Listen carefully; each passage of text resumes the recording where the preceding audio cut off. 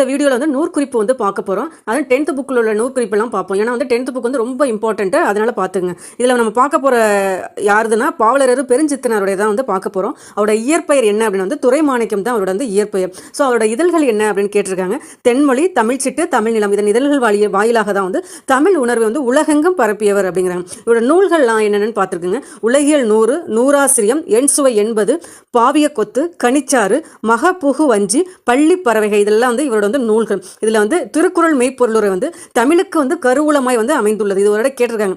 தமிழுக்கு கருவூலமாய் அமைந்தது எது அப்படின்னா வந்து திருக்குறள் மெய்ப்பொருள். அவரோட ஆசிரியர் யார் அப்படின்னா பாவலரேர் வந்து பெருஞ்சித்திரனார். இவருடைய நூல்கள் எல்லாமே வந்து நாட்டுடைமை ஆக்கப்பட்டுள்ளன அப்படிங்கிறாங்க. நமக்கு பாடப்பகுதி எது அப்படின்னா கனிச்சாரோட தொகுப்புலேருந்து 2 தலைப்பில் வந்திருக்கு அப்படிங்கிறாங்க. ஒன்று தமிழ்தாய் வாழ்த்து, இன்னொன்று வந்து முந்துற்றும் யாண்டும். அதில் உள்ள தலைப்பில் உள்ள பாடல்கள் தான் வந்து நமக்கு பாடப்பகுதியாக வந்திருக்கு. ரொம்ப முக்கியம் வந்து பாவலரேர் பெருஞ்சித்தனோட இயற்பெயர் துரைமாணிக்கம், இதழ்கள் தென்மொழி, தமிழ்ச்சிட்டு, நூல்கள் வந்து உலகியல்